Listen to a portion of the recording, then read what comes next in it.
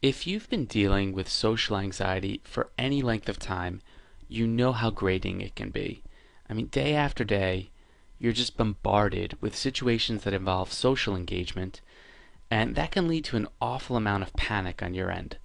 No, fear not. While social anxiety, it can be quite crippling, in what many consider seemingly ordinary situations, it can also be relieved considerably. There are coping techniques that will help you get through the moment and ease the anxiety into a practiced formula. There are strategies that work on a trigger response basis, and you encounter the specific anxiety inducing situation, and when you do, you immediately employ the coping mechanism to get through it. So here I'll be showing you 6 coping techniques for dealing with social anxiety that work pretty well. Now, bear in mind though that these are just tips on how to get through the social anxiety. They're by no means a cure to the root problem. These are ways to plow ahead through the social anxiety and continue on with your day unscathed. And the first one is rehearsals. So for situations involving small talk, you want to practice a set of go-to questions when things get a little awkward. And some safe question topics are things like, how was your weekend? How about this weather? How's your day going? Busy week? Did you hear about, insert news story? And if current events are a comfortable space for you, watch the news or read the latest news articles. The news is a relatively safe topic because you're simply reporting on something relative. And it's also more interesting than talking about the weather. And keep stories simple and very matter of fact. You should always start your day with relaxation. You'll want to integrate stress relieving tips into your life and implement them throughout the day.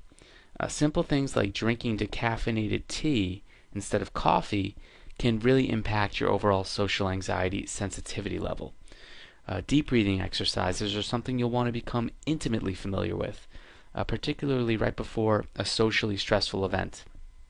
And it's not rocket science. You simply inhale slowly through your nose for a slow count of 3 seconds and exhale out your mouth, pushing your stomach outward as you breathe for another 3 seconds. And this has the effect of regulating your breathing and counterbalancing the physical symptoms of social anxiety. You want to get plenty of sleep. Sleep is also very important for an overall calmer demeanor. And this has been proven in numerous studies where sleep deprivation is linked directly with anxiety and depression. And it will take some discipline at first, especially if you're like me. I work a lot at night. But make sure you're getting at least 7 hours of sleep every night for maximum relaxation results. You should keep a point of focus in your day. Try to have a specific thing, event, or goal to focus on for the day. This is going to help with letting go of things that bother you when you're in the moment. I'll give you an example. You ever kick yourself over something you said in a conversation or just in passing with someone? And maybe you beat yourself up pretty badly over situations that are realistically not worth dwelling on.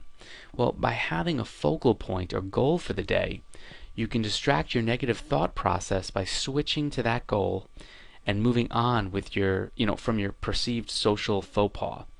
And this clever way of dealing with social anxiety is going to help you move on and stop getting stuck in a socially embarrassing rut.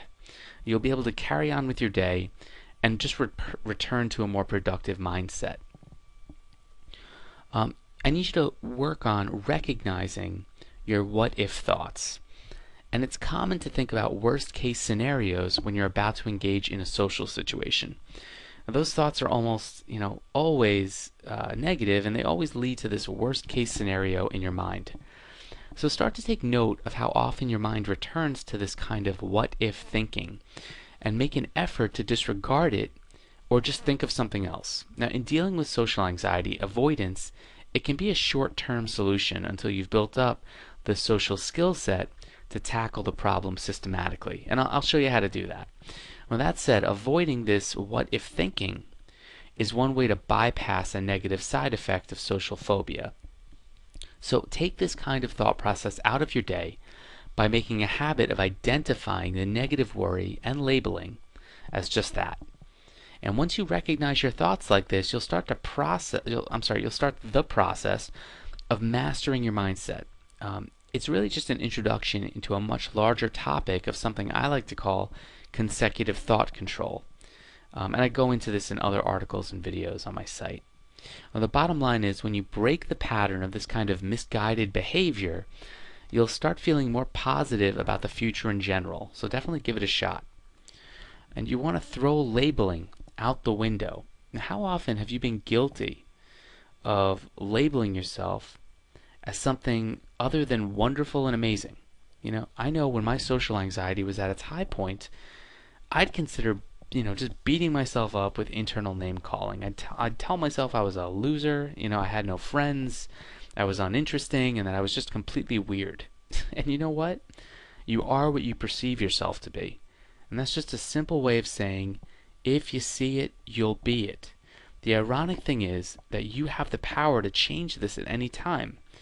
If you've been knowingly or unknowingly sabotaging your self-esteem by giving yourself a bad dose of this name calling, then nip this problem in the bud by listing out some positive labels to associate yourself with. And if you need help with a few, when dealing with social anxiety, surround your thoughts with the idea that you're lovable, a kind person, that you have a tremendous heart. Reinforce this integrity by making bold, powerful statements. Tell yourself that you will accomplish everything you dream for the future, and work hard every day to truly believe it. And this is going to subconsciously empower you to make the best impression on everyone you interact with, and that's ultimately going to build the backbone of your confidence. Consistent action, it leads to improved results.